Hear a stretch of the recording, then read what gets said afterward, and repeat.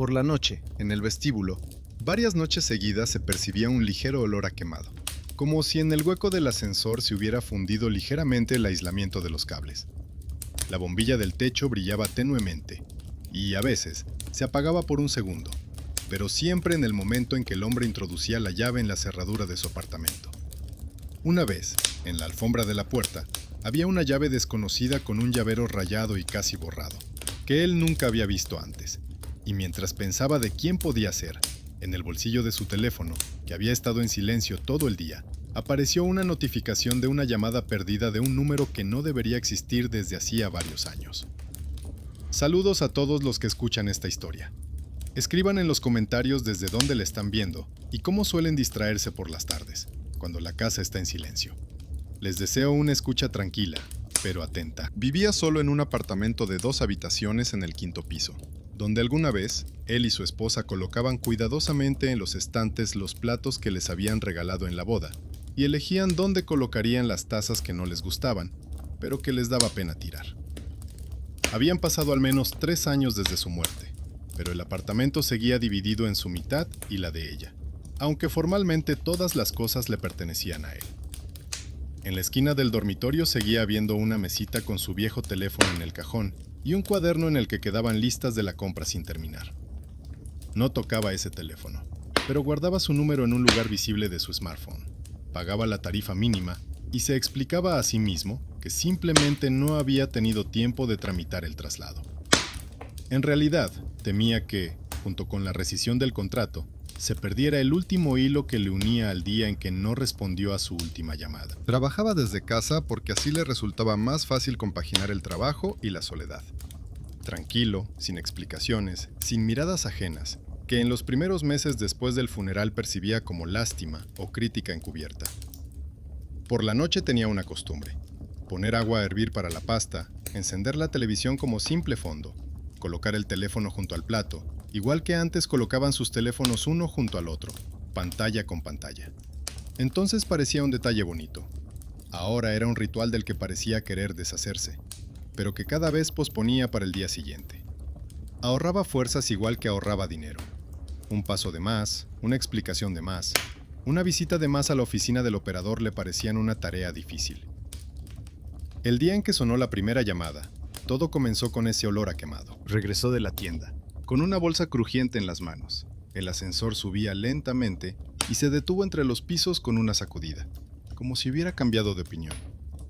En la estrecha cabina olía igual que aquella noche en la que ella no volvió a casa. Entonces también sintió ese ligero olor a quemado. Pensó que debería llamar a un electricista, pero lo pospuso. En la nota del servicio de investigación se escribió más tarde que el accidente en la carretera ocurrió aproximadamente al mismo tiempo que él estaba junto al ascensor, calculando cuánto le quedaba para cobrar el sueldo. Desde entonces, ese olor era para él un recordatorio personal de que se podía haber hecho algo diferente, aunque nadie lo acusara directamente. De vuelta en el apartamento, dejó la bolsa en la cocina e hizo varios movimientos rutinarios. Encendió la tetera, comprobó que el grifo del baño estuviera cerrado y miró la batería del teléfono, que estaba casi agotada. Rara vez hablaba con alguien, salvo en las esporádicas llamadas de trabajo. También enchufaba el cargador por costumbre, sin ningún motivo en particular. El agua de la tetera ya empezaba a hervir cuando la pantalla del teléfono se iluminó. Apareció su nombre, el mismo que llevaba 3 años sin atreverse a borrar. El tono de llamada era antiguo, el que ella le había puesto una vez, medio en broma, llamándolo el nuestro. El teléfono vibraba sobre la mesa como si alguien lo hubiera empujado desde debajo del cristal. No descolgó el teléfono. Simplemente miró la pantalla, los números del número entrante, que se sabía de memoria, y la foto en el pequeño círculo. En ella aparecían los dos de pie con el mar de fondo, y antes le parecía que su sonrisa era muy brillante.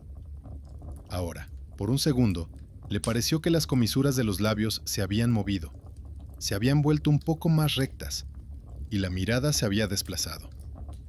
Desconectó la llamada sin esperar a que se detuviera por sí sola. El corazón le latía con fuerza, como si hubiera estado corriendo por las escaleras, aunque simplemente estaba de pie en medio de la cocina. A los pocos minutos, abrió el registro de llamadas. Entrante, su antiguo número. Duración, 0 segundos. La hora de la llamada coincidía con la hora a la que solían sentarse a cenar. Exactamente la misma hora en la que ella no había podido localizarlo desde la carretera el último día, mientras él, enfadado, esperaba en el ascensor sin conexión y pensaba que ella se había vuelto a retrasar sin avisar. Por la mañana, decidió que alguien simplemente había registrado un nuevo número con los mismos dígitos o había utilizado un servicio de sustitución. Era un hombre maduro, acostumbrado a confiar más en las explicaciones cotidianas que en las historias ajenas sobre señales. En el trabajo, en una conversación por escrito, incluso le dijo a un compañero que por fin iba a ponerse al día con la tarifa y el orden del teléfono. Esta conversación en sí misma fue un pequeño paso. Rara vez compartía cosas personales, pero en este caso, sus dedos escribieron por sí solos que le habían llamado desde el número de su esposa, aunque sabía perfectamente que eso era imposible. El compañero respondió con unas secas palabras de simpatía y le aconsejó que se pusiera en contacto con el servicio de atención al cliente. Llamó al operador al atardecer. Lo pasaron de un especialista a otro. Le pidieron que diera los datos de su pasaporte, el número de contrato, y le preguntaron si el número antiguo estaba vinculado a una tarjeta SIM activa. En una de las voces percibió un ligero cansancio e irritación. Le explicaron que el número llevaba mucho tiempo cerrado, que no se había vuelto a asignar y que no era posible realizar ni recibir llamadas con él. El empleado añadió que tal vez se trataba de algún fallo técnico de visualización y le aconsejó que reiniciara el teléfono. Anotó el número de solicitud en un cuaderno, simplemente porque estaba acostumbrado a registrarlo todo. Era la primera pequeña nota en su vida en la que, junto al apellido de su esposa, aparecían unos números que no tenían nada que ver con la fecha de su muerte o su funeral. Por la noche volvió a sentir ese olor. Esta vez no en el ascensor, sino en la puerta de su casa. Era como si alguien hubiera subido recientemente una sartén caliente por las escaleras, dejando un rastro de metal caliente en el aire frío. Había una llave extraña en la alfombra. La giró entre sus manos, notando que el metal estaba ligeramente caliente, y decidió que alguien la había perdido. La colocó sobre el letrero publicitario para que el dueño la viera. En ese momento su teléfono estaba en el bolsillo de su chaqueta, apagado y con la batería a medio cargar. Cuando ya estaba cortando el pan en la cocina, el teléfono volvió a vibrar y se encendió. El mismo número, la misma melodía. Miró mecánicamente el reloj de pared. La aguja acababa de saltar a la división que indicaba la hora habitual de sus cenas juntos, y se quedó atascada por un segundo, como si alguien hubiera bloqueado el mecanismo con los dedos. En ese instante, apareció un nombre familiar en la pantalla. Luego, la aguja siguió avanzando y la llamada continuó. Una vez más, no respondió. En cambio, apagó el sonido, esperó a que la pantalla se apagara y se sentó a la mesa sin tocar la comida. Después de la segunda llamada, empezó a vigilarlo, aunque no se lo admitía a sí mismo.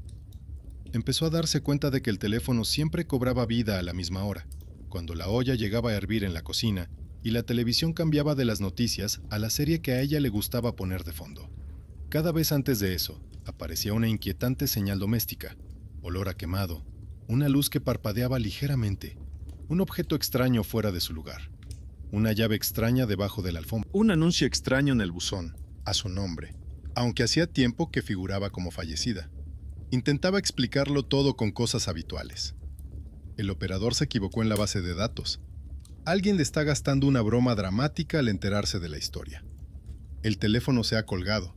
Cualquier opción parecía mejor que la idea de que la realidad pudiera comportarse de forma diferente a como él estaba acostumbrado. Temía más a su imaginación que a cualquier fuerza externa. Si se permitía pensar en lo imposible, corría el riesgo de volver al estado en el que había estado el primer año después de su muerte, cuando cada crujido detrás de la puerta le parecía pasos, y cada llamada nocturna al interfono, un intento de ella por volver. A los pocos días, se encontró en la entrada con un vecino, un hombre mayor, con un pesado llavero en el cinturón. Este trabajaba en algo relacionado con las comunicaciones. Llevaba consigo un teléfono antiguo y a veces subía al tejado para revisar la antena. Rara vez hablaban, pero ahora el vecino se detuvo, olfateó y dijo que hacía tiempo que había que cambiar el cableado de la casa, porque el olor recordaba al de aislamiento quemado. De paso, comentó que las líneas de su casa funcionaban de forma extraña.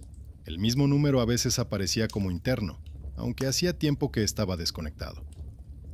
Esa conversación le pareció una queja cotidiana sin importancia, pero más tarde se convertiría en una de las piezas más importantes de su propio plan. Regresó a casa, y por primera vez en mucho tiempo, se sentó no frente al televisor, sino a la mesa con un cuaderno. En una página anotó cuidadosamente las fechas y horas de ambas llamadas extrañas. Añadió una nota sobre el olor a quemado y la llave ajena. En la página siguiente, el número de solicitud de asistencia y un breve resumen de la respuesta del operador. Su trabajo como contable y su costumbre de anotarlo todo hicieron su trabajo. Empezó a tratar lo que estaba sucediendo como un informe que aún era pronto para entregar, pero que ya era hora de rellenar. El primer paso real que agravó la situación lo dio él mismo. Una noche, en lugar de limitarse a esperar la llamada, puso el teléfono en modo de grabación de pantalla y colocó junto a él una grabadora que había comprado en su día para el trabajo. Quería captar cualquier indicio técnico, un ruido, un fallo, una señal extraña.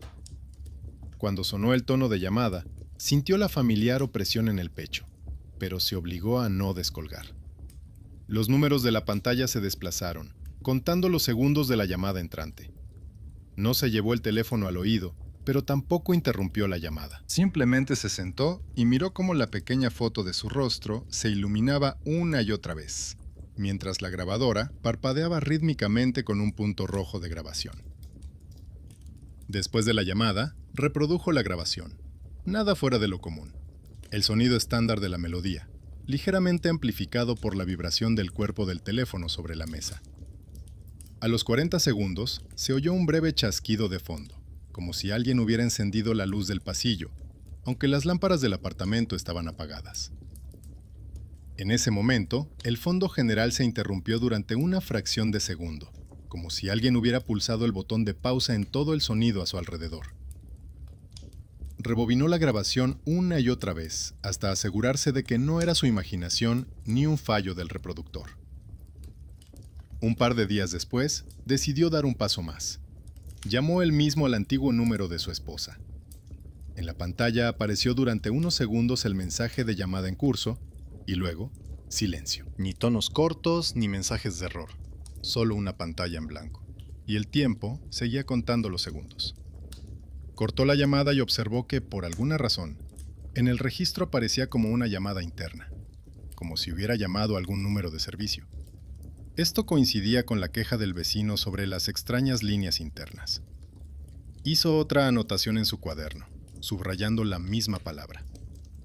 Mientras todo esto sucedía, su motivación seguía siendo simple y obstinada. No intentaba invocar ni retener a los muertos. Al contrario, quería entender por fin lo que estaba pasando para poder dejarlo ir. Su miedo era muy terrenal. No le asustaban los fantasmas, sino la idea de que su propia culpa por la última llamada perdida hubiera crecido tanto que estuviera carcomiendo la realidad a su alrededor. Si resultaba que todo eso tenía una explicación, podría decirse a sí mismo que simplemente se había aferrado demasiado tiempo a un número que debía desconectarse. Si no, tendría que admitir que la conexión entre los vivos y los muertos a veces pasa por los mismos cables que las llamadas de trabajo. Al final de la primera semana de extrañas llamadas, apareció en su cuaderno otro detalle, a primera vista insignificante. Cada vez que sonaba el teléfono, la luz del vestíbulo comenzaba a funcionar de forma ligeramente diferente. La bombilla se encendía antes de que se activara el sensor de movimiento, como si alguien pasara por la escalera delante de él. En una de las hojas anotó con incertidumbre: bombilla, ascensor, humo, llamada, a la misma hora. Esta cadena de acontecimientos no probaba nada por el momento, pero fue precisamente ella la que más tarde llamaría la atención de una persona a la que antes consideraba insignificante e incluso un poco obsesiva. Esa noche, cuando finalmente se decidiera a enfrentarse directamente al origen de la llamada, todo comenzaría con una nimiedad similar. En el buzón encontraría un sobre sin remitente, en el que habría una copia impresa con el logotipo del operador, aunque él no había pedido nada. En la tabla aparecerán varias llamadas entrantes desde un número que figura como cerrado y una extraña línea en la columna fuente de la señal, que no indica una estación base, sino un aparato fijo situado donde, según él, hacía varios años que no había ni conexión ni respiración. En el sobre no había ninguna nota, ni sello con las marcas habituales de la oficina. Solo el logotipo del operador, la impresión y un ligero olor químico a tinta fresca, que no encajaba en absoluto con su viejo y descuidado portal. En la tabla había filas con las fechas y horas de las llamadas entrantes. En la columna número desde el que se recibió la señal, figuraba una combinación de números familiar, que para él se había convertido desde hacía tiempo en un símbolo del pasado. Un poco más abajo estaba la columna estado del número, con una clara indicación de que estaba cerrado. Y en la columna fuente, en lugar de la estación base estándar, había una línea que leyó varias veces. Línea fija, vinculada a un pequeño edificio en las afueras, donde solo había estado una vez en su vida, cuando tramitó los documentos para el funeral. Ese punto en el mapa había sido para él, en su día, simplemente una oficina del cementerio. Un pasillo estrecho, un despacho con un armario metálico, una mesa sobre la que había revistas llenas de anotaciones y un viejo teléfono negro que no dejaba de sonar mientras alguien anotaba nuevos apellidos en un cuaderno. Entonces se apartaba deliberadamente de esa mesa y de las personas que se dirigían hacia ella, para no pensar que existían múltiples oficinas como esa. Ahora, sin embargo, su propio teléfono móvil le aseguraba que las llamadas de su esposa pasaban de alguna manera por esa línea. Se quedó mucho tiempo sentado en la cocina mirando la impresión, con el té enfriándose a su lado y el reloj marcando las horas en la pared.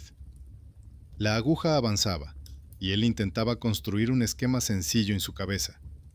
Si el número está cerrado y las llamadas siguen pasando, significa que alguien está utilizando un recurso interno. Quizás el viejo aparato de la oficina del cementerio, por alguna razón, conservaba la conexión con ese número. Quizás alguien llamaba desde esa línea y por algún error, su teléfono mostraba los números conocidos. Quería aferrarse a esa explicación como a una barandilla en un portal oscuro. El olor a quemado volvió por la noche, incluso antes de que empezaran a sonar los platos y se encendiera la televisión. Esta vez el olor era débil, pero constante, como si algún transformador se hubiera sobrecalentado silenciosamente en algún lugar cercano. Salió al rellano y aguzó el oído. El ascensor estaba en la primera planta. La luz brillaba con intensidad, pero en el hueco había una extraña sensación, como si alguien estuviera pasando lentamente la mano por la pared metálica. Al regresar, dejó deliberadamente el teléfono boca abajo, como si se negara a mirarlo. No sirvió de nada. Cuando el reloj de pared marcó la hora habitual, el tono de llamada volvió a romper el silencio de la cocina. Se obligó a esperar a que terminara la llamada sin tocar el teléfono. Luego volvió a abrir el registro de llamadas, comparó la hora con la impresión y anotó en su cuaderno que ahora los datos reales coincidían con los que le habían enviado. Las llamadas se realizan a través de una línea que solo debe dar servicio al teléfono fijo de la oficina del cementerio. Para él, esto fue a la vez un alivio y un nuevo golpe. Todo parecía demasiado preciso para ser un simple error, pero aún así se mantenía dentro de los límites técnicamente admisibles. Al día siguiente, interceptó a su vecino con un manojo de llaves. Este regresaba del tejado con un rollo de cable al hombro. El hombre se armó de valor y le habló de las llamadas erróneas, de la impresión y de la extraña columna fuente. El vecino escuchó sin mostrar mucha emoción, pero frunció el ceño al oír las palabras línea interna. Dijo que en las casas antiguas eso solía ocurrir. Cuadros eléctricos olvidados en el sótano, pares cruzados, pequeñas reparaciones sin registrar. Añadió que había visto casos similares, en los que las señales se desviaban de forma extraña de las rutas oficiales. Mientras estaban junto a los buzones, la lámpara que había sobre sus cabezas se apagó por un segundo y volvió a encenderse, como confirmando sus palabras. Esta conversación fue para él la primera intervención de una persona ajena que no descartó la historia, sino que la tomó como un reto. El vecino le propuso bajar una noche al sótano, donde se encuentra el cuadro eléctrico obsoleto, y ver si había algún cable suelto que debería haber sido desconectado hacía tiempo. El hombre aceptó, aunque la sola idea de un sótano oscuro y húmedo con cables viejos le provocaba una tensión desagradable. Pero esta idea le daba la oportunidad de volver a un nivel comprensible. Encontrar un cable desgastado, un terminal sobrante, una inscripción extraña en un esquema antiguo. A lo largo del día, sacó varias veces del cajón el sobre con la copia impresa, como si quisiera comprobar que realmente existía. La mención de aquella oficina en las afueras en la columna Fuente no desaparecía. Los recuerdos de aquella oficina afloraban cada vez con más frecuencia. Cómo se sentaba en una silla frente a una mujer que hojeaba un diario, cómo sonaba el teléfono al lado y cómo una voz al otro lado del cable decía tranquilamente un apellido y una edad. Entonces le parecía que era simplemente una parte rutinaria del trabajo de otra persona. Ahora, de repente, se imaginó cómo ese aparato volvía a sonar, pero ya no por motivos habituales. Por la noche, preparó una linterna, una chaqueta vieja, y bajó antes de lo habitual para no tener que esperar junto a la puerta a que se encendiera la luz. El vecino ya lo estaba esperando en el vestíbulo, revisando las llaves. El hombre notó que el llavero parecía más pesado de lo habitual, y que una de las llaves tenía la misma marca borrosa que la que había encontrado recientemente en la alfombra. Estaba a punto de preguntarle al respecto, pero se calló, y solo anotó mentalmente que esas marcas idénticas en el metal aparecían con demasiada frecuencia. La puerta del sótano se abrió con el chirrido habitual. El olor a humedad mezclado con polvo y algo metálico le golpeó la nariz.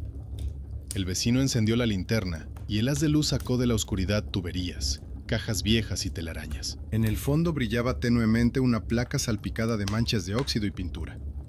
Los cables adentraban en el techo y las paredes, formando una red enmarañada. Para él, todo aquello parecía un caos, pero el vecino se movía con seguridad, señalando sobre la marcha dónde debía estar cada cosa. Al acercarse al cuadro, el vecino comenzó a abrir la puerta, comentando que hacía mucho tiempo que nadie llevaba un registro normal. Señaló una hoja de papel pegada en el interior. El esquema de las líneas estaba escrito por manos ajenas. Sobre las antiguas firmas se veían otras nuevas, tachadas en algunos lugares. El hombre miró con atención y vio que en la parte inferior había una nota descuidada, donde entre los números de los apartamentos y las anotaciones ascensor, había otra palabra que le llamó la atención: oficina.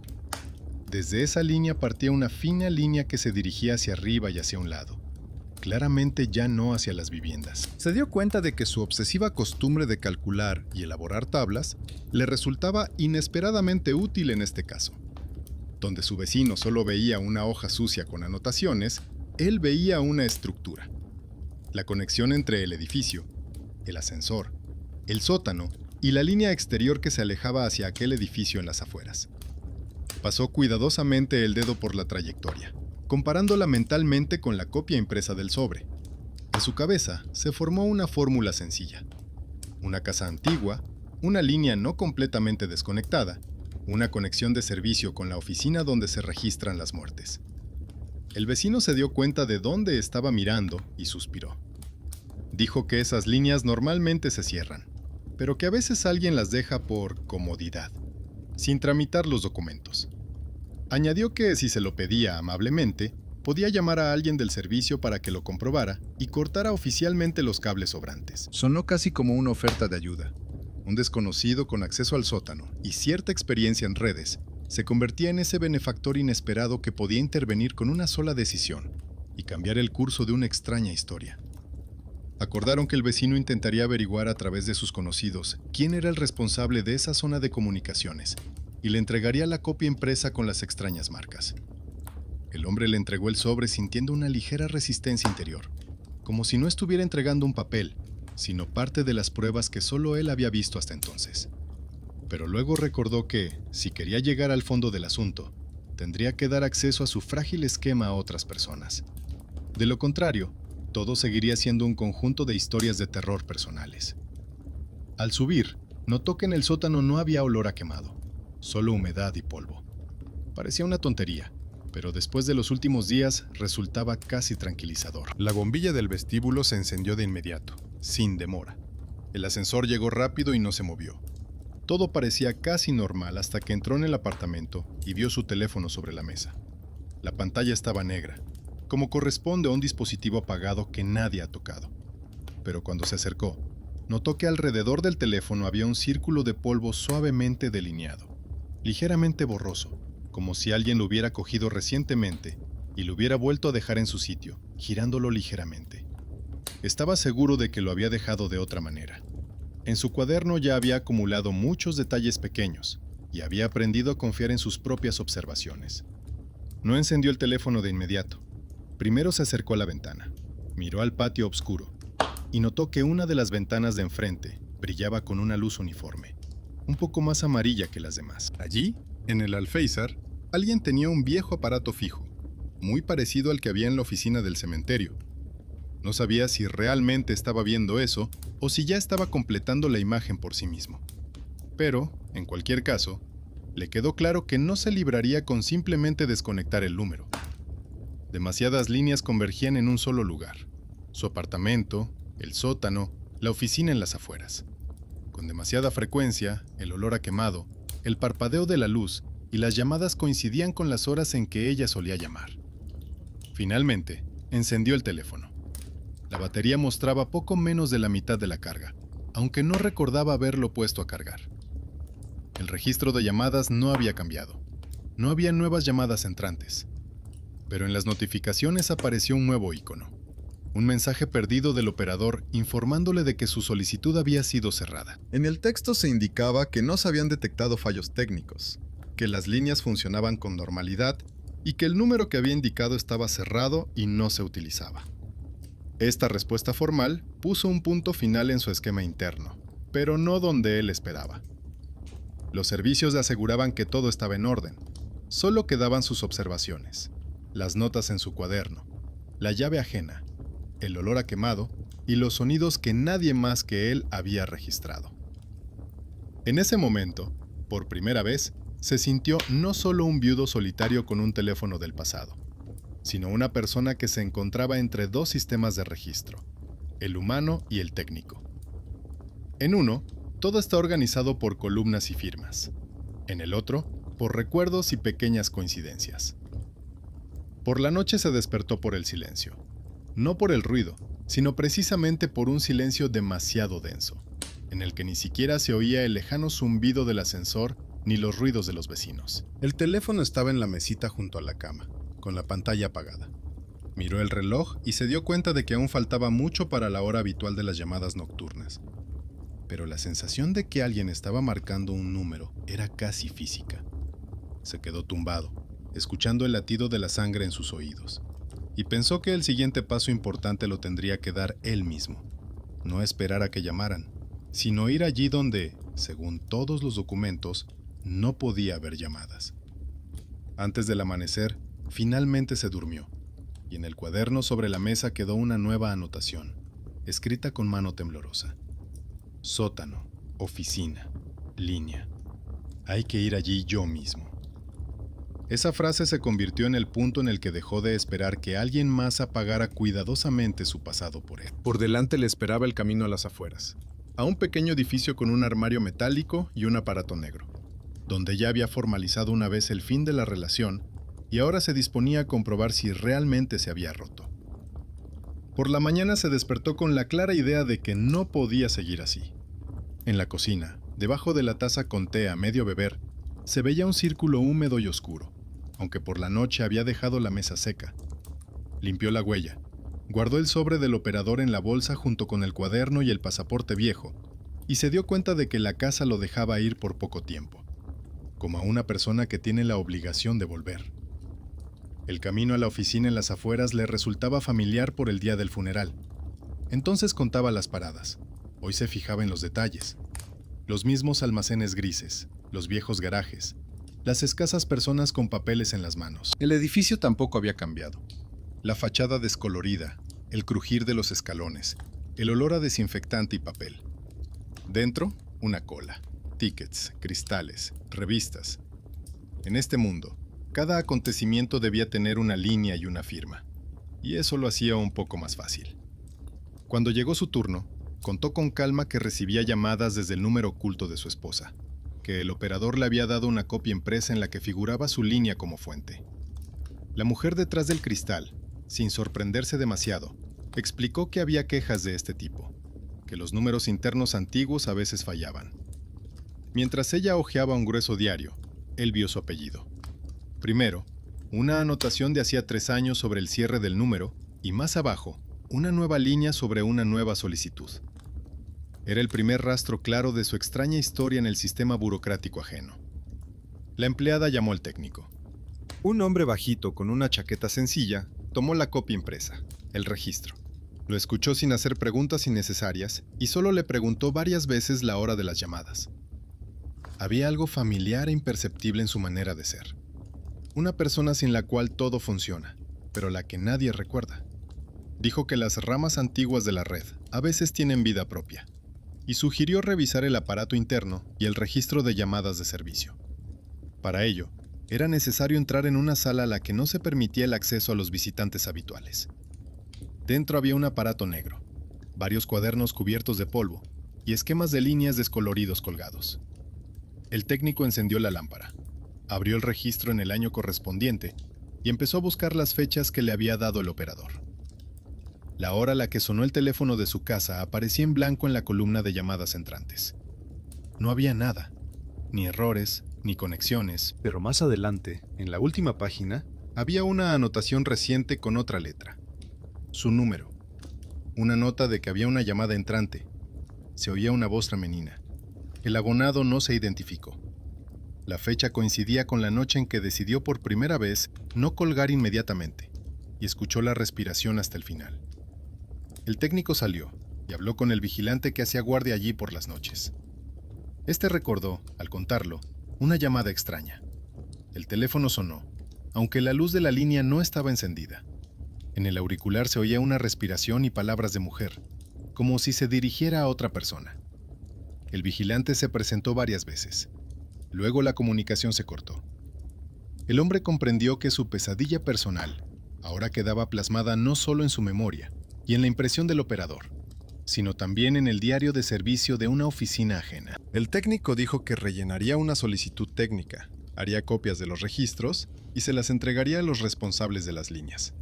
En sus palabras, no había promesas de explicar todo hasta el final. Pero lo importante era que reconocía que no se trataba de una invención ni de un capricho, sino de un fallo real que no se podía ignorar. Este hombre tranquilo, con llaves de acceso, se convirtió inesperadamente en el benefactor que, con una sola decisión, sacó la historia del punto muerto, aunque por su estatus seguía siendo un simple técnico. Cuando salió a la calle, el aire era húmedo y olía a asfalto mojado.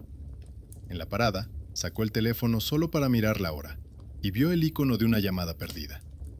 La llamada llegó en el momento en que estaba de pie junto a la mesa con el aparato negro. El número era el mismo. Ya no parecía una coincidencia ni un simple error de enrutamiento.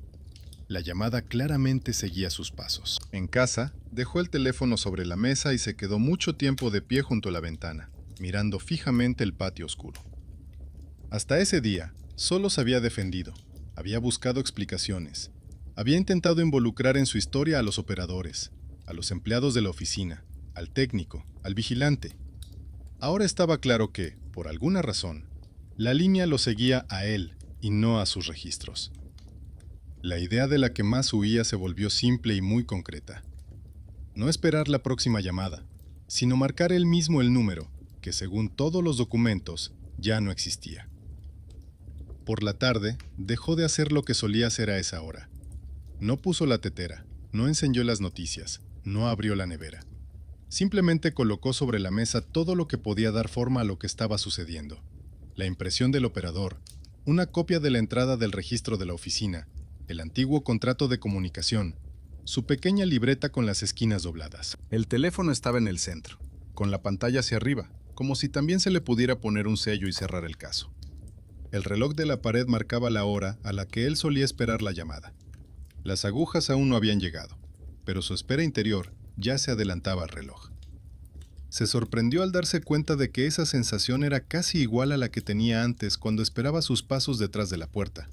No era un sonido, sino la certeza de que el sonido estaba a punto de llegar. La única diferencia era que ahora él mismo podía dar el primer paso. Sus dedos teclearon tranquilamente la conocida secuencia, que ya no existía en los documentos, pero que permanecía viva en su memoria muscular como un camino independiente. Al principio, en la habitación solo se oía su propia respiración y el tic-tac regular del reloj. Luego, unos pitidos cortos, uniformes, sin interrupciones. La pantalla indicó que se estaba estableciendo la conexión, y al cabo de un momento, como en las viejas tardes, Se oyó el sonido apenas audible de la llamada del teléfono fijo del pasillo. Comprendió que se estaba llamando a sí mismo, cerrando el círculo en el que vivía su vida anterior.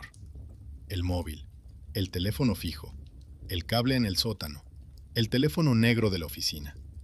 Y en algún lugar entre estos puntos, ese mismo fragmento que se repetía obstinadamente día tras día. No se oía ningún ruido ni interferencia en el auricular. Solo después de varios largos latidos del corazón se oyó una respiración. Tranquila, un poco cansada, como en aquellas noches en las que ella volvía del último turno. Luego las palabras familiares, pronunciadas como si el tiempo no hubiera pasado ni un minuto. Ella le dijo que acababa de llegar y le preguntó dónde estaba, por qué aún no había vuelto a casa. Ninguna fórmula mística, ninguna voz extraña, solo la habitual inquietud cotidiana, grabada y atrapada entre líneas. Si no fuera por las fechas en la impresión, todo podría atribuirse a la fantasía y la nostalgia. Él había cerrado este ciclo más de una vez, cuando respondía tímidamente a sus llamadas y las colgaba tan pronto como se le hacía demasiado difícil escucharlas. Pero ahora se quedó en silencio, evitando deliberadamente que el escenario habitual llegara a su fin. La respiración al otro lado de la línea no se apresuraba, como si la interlocutora esperara la página del texto que debía ser pronunciada, como siempre. Al no recibir respuesta, la voz repitió de nuevo las mismas palabras habituales, y solo al final añadió algo que nunca antes había dicho, que él volvía a llegar tarde, que la cena se enfriaría, y que siempre había sido así. En ese momento comprendió que el ciclo no estaba relacionado con la fecha ni con el lugar, sino con sus propios hábitos. La llamada llegaba a la hora de cenar, porque ese era el escenario habitual de sus años juntos. Él siempre se retrasaba. Ella siempre se enfadaba y se preocupaba al mismo tiempo. Su antigua decisión, tomada en vida, volvió de forma inesperada. Le vino a la memoria la hoja que firmaron en la oficina de correos antes de su última hospitalización. Entonces insistió en un servicio por el que, en caso de avería o desconexión, le reenviaran las llamadas a su número de casa para que él pudiera localizarla. Le parecía terrible desaparecer de la red, quedarse sin conexión. Temía desaparecer en silencio. Se levantó, abrió el cajón con las carpetas y encontró una fina carpeta transparente con su antiguo contrato. En un acuerdo adicional, en letra pequeña, figuraba el servicio de redireccionamiento, activado unas semanas antes de su muerte. A continuación, había notas sobre el cierre del número, pero en ninguna parte se indicaba que este servicio estuviera desactivado. La habitual falta de atención del empleado que marcaba las casillas había hecho su trabajo. La línea parecía seguir esperándola, intentando cada noche restablecer una conversación imposible. La antigua elección de una persona viva se había convertido en algo parecido a una señal obstinada que venía de ninguna parte. En ese momento, se oyó un movimiento en el auricular, como si alguien se hubiera acercado al teléfono. La voz se volvió más suave y tranquila, y dijo que ella estaba cansada de estar sola, que era mejor que él llegara a tiempo, porque si no, se arriesgaba a encontrar solo sopa fría y una habitación vacía. En esos fragmentos de comentarios cotidianos, no había oscuridad ni amenazas en sentido estricto. Lo terrible era otra cosa. La red seguía considerándola viva, en el sentido en que considera vivos todos los números activos y los servicios conectados. Volvió a la mesa y miró el teléfono como se mira un objeto que ha sido testigo de demasiadas cosas. Hasta ahora solo había reaccionado. Respondía a las llamadas, corría por las oficinas, traía impresiones, escuchaba las explicaciones de los demás. Ahora tenía en sus manos herramientas reales. El contrato con el error, el diario con la anotación, la copia impresa con las fechas, el contacto del técnico que ya le había creído.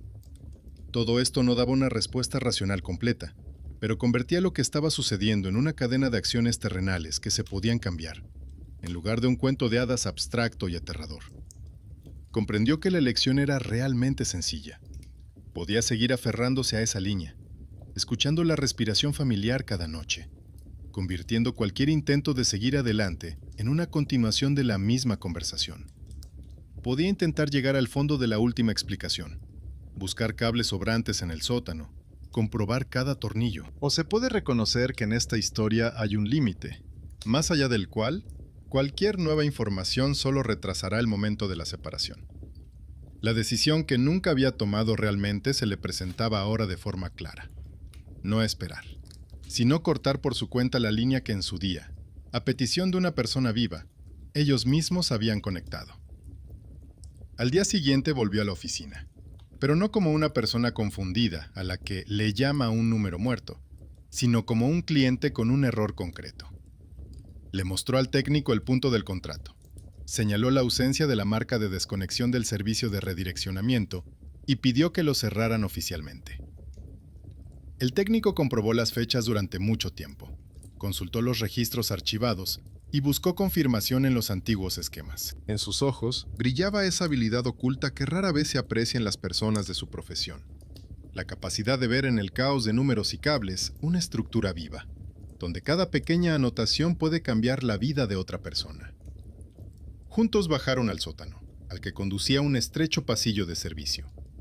Allí olía a humedad, pintura y trapos viejos. En las paredes colgaban paneles con cables, cada uno marcado con una etiqueta descolorida. El técnico encontró el que conectaba su línea doméstica con el nodo común y le mostró una nota escrita a lápiz con el apellido de su esposa, hecha muchos años atrás. Era otra huella de su presencia en el sistema, ya no mística, sino totalmente material. Al principio quiso pedir que lo dejaran todo como estaba, pero a tiempo recordó las llamadas nocturnas, el brillo de la pantalla, las pausas en su vida a la misma hora. El técnico cambió cuidadosamente varios cables, quitó la vieja etiqueta, puso una nueva marca en el cuaderno y dijo que el desvío se había desactivado por completo, y que la línea ahora solo funcionaría para su propósito original. Sin solemnidad, sin ningún ritual especial, solo el trabajo habitual de una persona a la que difícilmente alguien llamaría héroe. Sin embargo, fue precisamente su atención y su disposición a comprender la extraña historia de otra persona lo que silenciosamente puso fin a lo que durante mucho tiempo pareció una maldición irresoluble. El héroe subestimado resultó ser quien puso punto final a lo que los demás solo veían como coincidencia sin sentido. Por la noche, siguió poniendo la mesa por costumbre, aunque no puso un segundo plato. El reloj de la pared se acercaba con seguridad a esa misma hora, y en su cabeza ya surgían automáticamente todos los escenarios anteriores. Ahora sonará, la pantalla se iluminará, la respiración al otro lado del tubo coincidirá con el tic-tac, y la noche volverá a transcurrir entre la esperanza y el miedo. El teléfono estaba cerca, y el silencio a su alrededor era casi palpable. Llegó la hora y no pasó nada, ni vibraciones, ni destellos, ni el sonido familiar. Solo el débil ruido de la calle fuera de la ventana y el zumbido de la batería bajo el alféizar. Durante unos minutos siguió esperando, escuchando el vacío, como si la red pudiera recordarlo tras un retraso.